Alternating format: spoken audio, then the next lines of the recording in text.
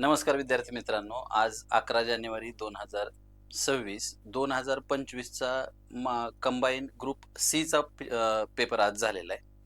त्या combine group C मधील जे 10 प्रश्न आहेत इतिहासाचे ते आज आपण अभ्यासणार आहोत. तुम्हाला आजचा जर पेपर बघितला तुम्ही तर तुमच्या लक्षात येईल इतिहासाचे पेपरचे क्वेश्चन थोडे लेंदी आहेत, म्हणजे वाचायला थोडा वेळ जातो आणि वाचल्यानंतर परत ऑप्शन मध्ये देखील आयोगानं काय केलेलं आहे, ऑप्शन मध्ये देखील ए बी ए बरोबर म्हणजे अ बरोबर ब बरोबर असं केलेलं आहे. मग आपण प्रश्न पाहू. पहिला प्रश्न पहा. 1919च्या कायद्यातील त्रुटींची चौकशी करण्यासाठी कोणती कमिटी नियुक्त केली होती? आता तुम्हाला प्रश्न नीट पाहिल्यावर एक लक्षात येईल पहा, तुम्ही पटकन सायमन कमिटीकडे जा. पण तुमच्या एक लक्षात, आपण जर मागचा जर पेपर पाहिला तर मागच्या ग्रुप बी च्या पेपरच्या वेळेस तुम्हाला सांगितलं होतं 1919च्या मॉन्टेग्यू चेम्सफोर्ड कायद्यात काय केलं होतं, राखीव सोपीव खाती तयार केली होती.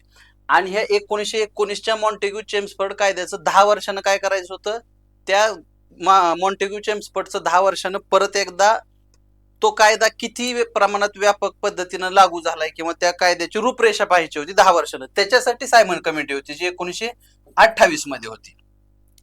मग आता तुम्ही म्हणाल याचं उत्तर काय, तर याचं उत्तर आहे 1924 ची मुडीमन कमिटी. मुडीमन कमिटीत काय केलं होतं की मुडीमन कमिटीमध्ये सांगितलं होतं की ह्या कायद्यात काय त्रुटी आहेत. माझ्या माहितीप्रमाणे तुम्हाला सांगायचं म्हटलं तर मुडीमन कमिटीमध्ये तेज बहादूर सप्रू होते, जिना होते. या मुडीमन कमिटीनुसार 1919च्या कायद्यात लागू केलेली नेमकी राखीव सोपीव खाती कशी आहेत किंवा स्वराज्य पक्षाचे काय आक्षेप आहेत हे मुडीमन कमिटी अभ्यासणार होते. त्यानंतर लॉर्ड मॅकॉली कमिटी. तुम्ही जर इतिहासाचा थोडा अभ्यास केला तुमच्या लक्षात येईल 1834-35 मध्येच मॅकॉलेचा मायन्यूट आला होता. तो शिक्षणासाठी म्हणजे 1813 सालचा जो कायदा होता चार्टर्ड ऍक्ट, त्यानुसार पहिल्यांदा भारतात 1 लाख रुपयाची तरतूद केली होती. कशासाठी? शिक्षणासाठी. आणि मग बेंटिकच्या काळात लॉर्ड मॅकॉले आला होता. आणि शेवटी राहिली हंटर कमिटी. आता एक महत्वाची गोष्ट लक्षात घ्या, हंटर कमिशन आणि हंटर कमिटी ह्या दोन वेगळ्या गोष्टी आहेत. एक हंटर कमिशन कधीच आहे, ते 1882 सालचं, ज्याच्या पुढे पंडित रमाबाई आणि महात्मा फुलेंनी साक्ष दिली होती. आणि दुसरी हंटर कमिटी कधीची होती, तर ती होती ऑक्टोबर 1819 ची. ती कशासाठी कमिटी होती पहा, ती कमिटी नेमली होती लॉर्ड मॉन्टेग्यूनं. कशासाठी, तर जो जालियनवाला बाग हत्याकांड झालं होतं त्या जालियनवाला बाग हत्याकांडाच्या चौकशीसाठी हंटर कमिटी नेमली होती. त्या कमिटीनं शिफारसी जनरली ते ब्रिटिशांच्याच बाजूने केल्या.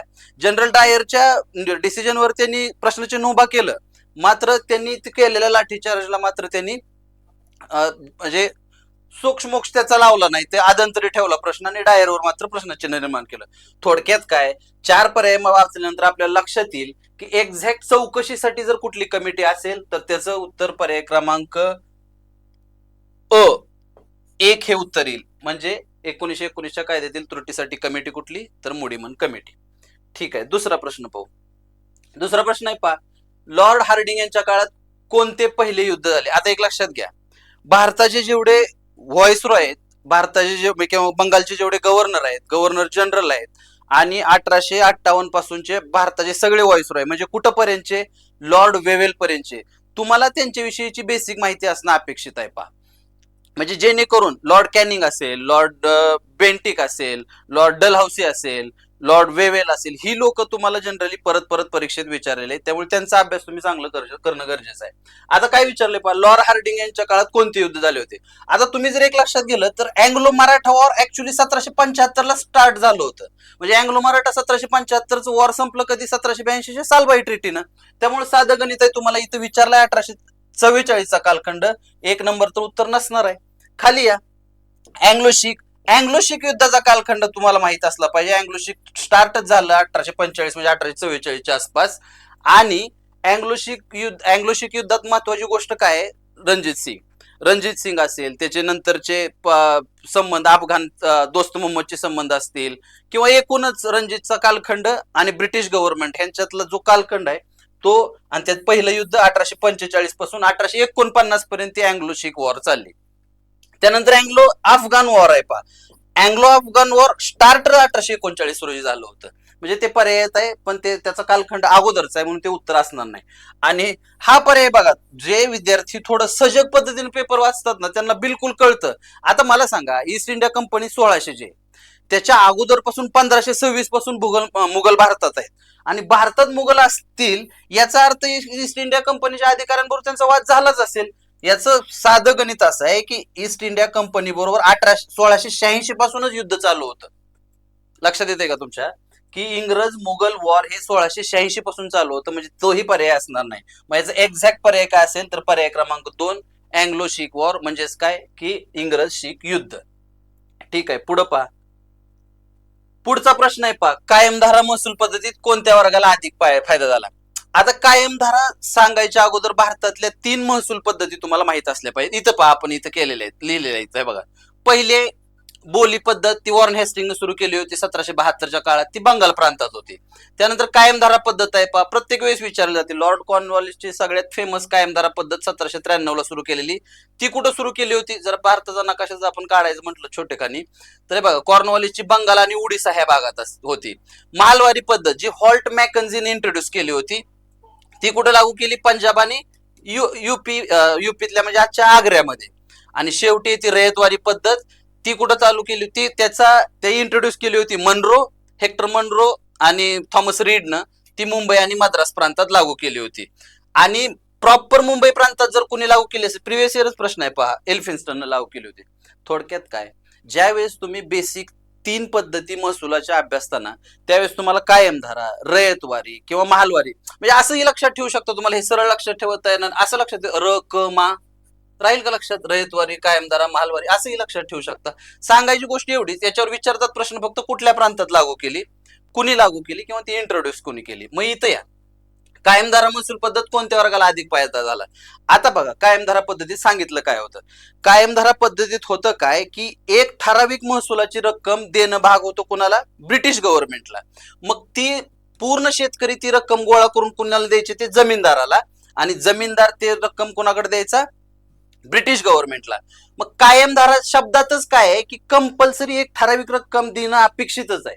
मग आता मला म्हणायचंय काय, दुष्काळामुळं किंवा नापिकीमुळं जर शेतकऱ्यांचं ठराविक उत्पन्न ठराविक काळात झालं नाही तरी सुद्धा त्यांच्यावर कंपल्शन असायचं महसूल देणं. मग ह्याच्यामुळे व्हायची पिळवणूक शेतकऱ्यांची, फायदा कुणाचा व्हायचा, जमीनदारांचा, कारण जमीनदार ते कसेही वसूलच करायचे. म्हणून याचं उत्तर काय येईल, पर्याय क्रमांक ब, आणि म्हणजे पर्याय क्रमांक 4 उत्तर ब आहे.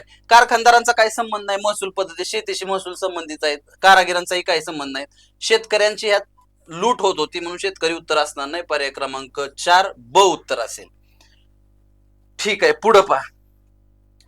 हा प्रश्न थोडा मोठा आहे बघा, लेंदी आहे प्रश्न. काय पहा, खालीलपैकी कोणते वृत्तपत्र आणि साहित्याशी लाला लजपत राय यांचा संबंध नाही. आता एक गोष्ट लक्षात घ्या, तुम्ही जर 2016-17 नंतरच्या जर परीक्षांचा प्रिव्हियस इयर अभ्यास केला, तुमची एक गोष्ट लक्षात येईल पहा, क्रांतिकारी नेते असतील, जे लोक राष्ट्रासाठी ज्यांनी क्रांतिकारी मार्ग अवलंबलेले आहेत, किंवा ज्यांच्यावर राजद्रोहाचे खटले दाखल झालेले आहेत, म्हणजे जे हिंसाचाराच्या मार्गाने ज्या लोकांनी लढे दिले त्या लोकांवर प्रश्न जास्त विचारायचा आयोगाचा ट्रेंड राहिलेला आहे कधीपासून, मागच्या एक 5-10 वर्षापासून.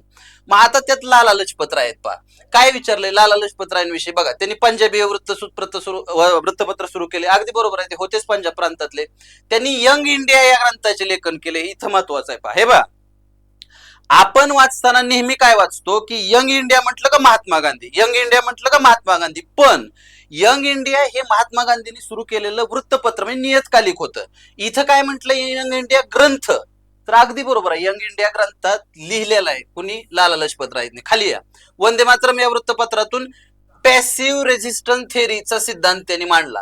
आता इथं पहा, वंदे मातरम वृत्तपत्र बरोबर आहे, इथं लक्षात येईल. इथं आपल्याला हे बघा, हे लाला लजपत रायांशी निगडीत गोष्टी आहेत. आर्य समाजी होते ते, अगदी बरोबर आहे. The United states of America त्या ग्रंथात त्यांनी लिहिलंय. अनहॅपी इंडिया त्यांचं फेमस पुस्तक आहे. या अगोदर राज्यसेवा मेन्सला आलेला आहे हा प्रश्न, अनहॅपी इंडिया. त्यानंतर यंग इंडिया पुस्तक मी सांगितलंय ते. त्यानंतर काय बघा, आता प्रश्न विचारायला खाली आहे option, the political future of India. म्हणजे थोडक्यात काय की ही ग्रंथ संपत आहे लाला लजपत रायांची. आणि इथं बघा काय म्हणतायत, वंदे मातरम या वृत्तपत्रातून पॅसिव्ह रेझिस्टन्स. पण मला सांगायचंय असं, हा पॅसिव्ह रेझिस्टन्स ही थिअरी जी आहेत ना, ती योगी अरविंदांची आहे, म्हणजे योगी अरविंद घोषांची. आणि खाली चौथा ऑप्शन काय, पॉलिटिकल फ्युचर ऑफ इंडिया या ग्रंथाचं लेखन केलं, अगदी बरोबर आहे, पॉलिटिकल फ्युचर ऑफ इंडिया या ग्रंथाचं त्यांनी लेखन केलं. मग आपल्याला पर्याय क्रमांक क चुकीचा आहे, विचारलेला आहे त्यांनी कोणता संबंध नाही म्हणून, म्हणजे पर्याय क्रमांक 2 हे आपलं उत्तर असलं पाहिजे. तुम्ही एक लक्षात घ्या, ज्यावेळेस तुम्ही प्रश्न वाचताना, ज्यावेळेस असे मल्टिपल चॉईस प्रश्न येतात किंवा असे 4-5 विधाने येतात, त्यावेळेस तुम्ही ते प्रश्न शेवटच्या पूर्णविरामापर्यंत वाचले पाहिजेत. कारण का, ते जरी लेंदी असले तरी तुमच्या अंडरस्टँडिंगने त्याची उत्तरं तुम्ही काढू शकता. ठीक आहे, पुढे या. पुढचा प्रश्न पहा.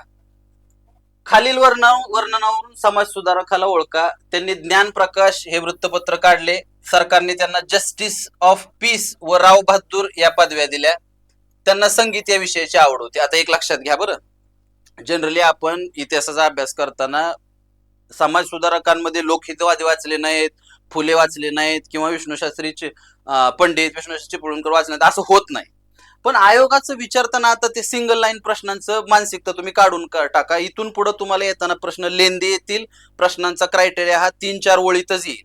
मग इथं बघा त्यांनी काय केलेलं आहे. आपल्याला माहिती आहे की गोपाळ हरी देशमुख जे आहेत ना, गोपाळ हरी देशमुख हे प्रभाकर मध्ये लिहित होते, जे भाऊ महाजनांचं वृत्तपत्र होतं, त्यात शतपत्रे लिहायचे ते. हे ज्ञानप्रकाश वृत्तपत्र ऍक्च्युली कृष्णाजी रानडेंचं आहे. कुणाचं आहे? कृष्णाजी रानडेंचं. सरकारनं त्यांना justice of peace Rao Bahadur दिल्या का? तर दिल्या. 1877 मध्ये त्यांना ह्या दोन्ही पदव्या दिलेल्या. आणि खाली काय म्हणतंय? संगीताची आवड.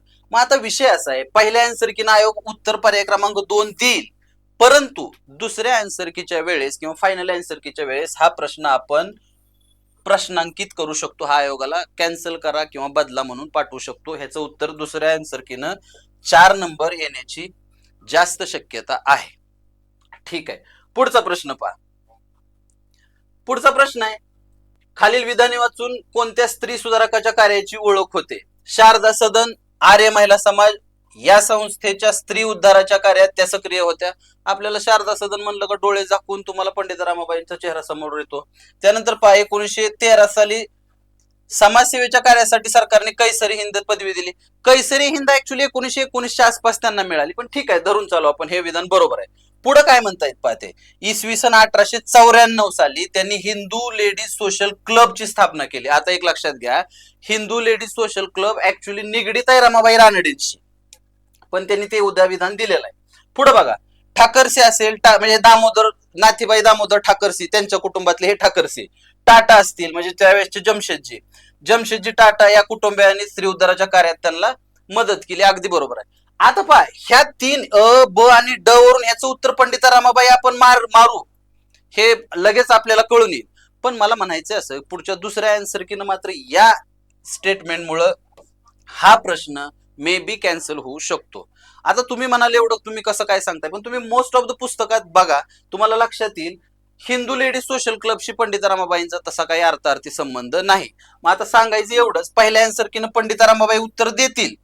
मे बी दुसऱ्या आन्सर कीनं हा प्रश्न कॅन्सल होऊ शकतो. ठीक आहे, पुढचा प्रश्न पहा. सन 1915 मध्ये महात्मा गांधीजी भारतात आल्यानंतर पुढीलपैकी कोणते प्रश्न त्यांनी यशस्वीपणे हाताळले? आता पहा, आपण पाहतो 9 जानेवारी म्हणजे जानेवारी महिन्यात 1915 साली महात्मा गांधीजी भारतात आले. त्या दक्षिण आफ्रिकेतून त्यांचं काम संपवून गोखल्यांच्या मार्गदर्शनानुसार किंवा गोखलेंनी सांगितल्यानुसार महात्मा गांधी भारतात आले. भारतात गांधीजी आल्यानंतर त्यांनी पूर्ण भारत फिरला. भारत फिरल्यानंतर ज्या वेळेस त्यांच्या पुढं मेन 3 चळवळी आल्या पहा. एक चळवळ आली बिहारमधील चंपारणची चळवळ 1917च्या आसपास. त्यानंतर आला खेड्याचा सत्याग्रह 1918च्या आसपास, खेडा गुजरातमध्ये. अहमदाबाद मिल स्ट्राईक आला, तो 1918चाच आहे. म्हणजे ह्या तिन्ही गोष्टीत महात्मा गांधी इन्व्हॉल्व होते. पण खाली पहा काय म्हणते, मुस्लिमांसाठी स्वतंत्र मतदारसंघांची निर्मिती ती 1909च्याच कायद्यानं झाली होती. मागच्या पेपरला आपण ग्रुप बी चा जरी पेपर तुम्ही बघून गेला असाल तर मागच्या वेळेसच मी सांगितलं होतं की मुस्लिमांसाठी स्वतंत्र मतदारसंघ मोर्लेमेंटो कायद्यानं तयार केलेला आहे. त्यामुळे या विधानाशी बाकीच्या तिन्ही विधानाशी काही संबंध नाही. मग सरळ सरळ उत्तर आहे याचं पर्याय क्रमांक 1 अ, ब आणि क. ठीक आहे, पुढे या. पुढचा प्रश्न पहा. 3 सप्टेंबर 1942 तासगाव मामलेदार कचेरीवरील मोर्चाचे खालीलपैकी कोणत्या कार्यकर्त्यांनी नेतृत्व केले होते? आता एक लक्षात घ्या, असे जे आउट ऑफ बॉक्स क्वेश्चन येतात ना, ते जनरली आपल्याला पटकन लक्षात येत नाहीत, म्हणजे ते माहित नसतात. आपण म्हणजे मोस्ट ऑफ लोकांनी ऑल ऑफ द अबाव मारला असेल, ते बरोबर ही उत्तर आहे 4 नंबर. पण मला सांगायचंय काय पहा, हा प्रश्न जर तुम्हाला माहितच करून द्यायचा म्हटलं तर 1942 ला आंदोलन कुठलं होतं रे? ऑगस्ट क्रांती आंदोलन. 1942 चले जाव चळवळ होती. त्याच वेळेस सातारा प्रांतात म्हणजे सातारा जिल्ह्यात प्रति सरकार म्हणजे पत्री सरकार किंवा ते नागनाथांना नायकवड्यांची तुफान सेना असेल, ह्या संघटना काम करत होत्या. मग हे जे पत्री सरकार आहे कुणाचं, क्रांतिसिंह नाना पाटलांचं, ह्या पत्री सरकारच्याच अंडर काय केलं होतं, तासगाव त्यावेळेसची सांगली आजच्या सातारा जिल्ह्यात होती आणि त्या सांगलीच्या तासगाव मामलेदार कचेरीवर काय केला होता, तिरंगा फडकवला होता. आणि ते कुणी कुणी त्याचं मेन सूत्रधार ह्या कटाचे होते कृष्णारामा कुऱ्हाडे आणि मग हे विस पागे असतील, गोविंद खोत असतील, यक्रू सोहनी असतील, ह्या सगळ्यांनी मिळून त्या मोर्चात सहभाग नोंदवला होता. फक्त एक गोष्ट माहीत असावी, हे अशा आउट ऑफ क्वेश्चन येतात त्यावेळेस थोडं विचार करून आपण ह्याचं उत्तर काढू शकतो. म्हणजे पर्याय क्रमांक 4 याचं उत्तर बरोबर आहे. ठीक आहे, पुढचा प्रश्न पहा. पुढे पहा, महाराष्ट्रातील 1857च्या उठावासंदर्भात खालीलपैकी कोणती विधाने बरोबर आहेत? पहिलं विधान काय पहा, सातारचे छत्रपती प्रतापसिंह यांचे गेलेले राज्य परत मिळवण्यासाठी रंगराव पागे. आता तुम्ही 1857चा उठाव असताना रंगोबापूजी गुप्तेंचं नाव खूप वेळा ऐकलेलं असतं. म्हणजे ज्यावेळेस तुम्ही पटकन हे रंग बघता त्यावेळी तुम्ही बरोबर करता, पण तुम्ही पूर्ण वाचल्यानंतर तुमच्या लक्षात येईल की हे कोण आहे, तर हे रंगोबापूजी गुप्ते ना की रंगराव पागे. मग बघा दुसरं विधान काय, म्हणजे पहिलं विधान आपण चूक धरू. पुढे या, कोल्हापुरात 31 जुलै 1857 रोजी 21व्या व 28व्या तुकडीतील शिपायांनी बंड केले. कितीही अभ्यासू विद्यार्थी असला तर त्याला हे परफेक्ट तारखा आणि हे तुकड्या लक्षात राहतील असं काय नाहीये.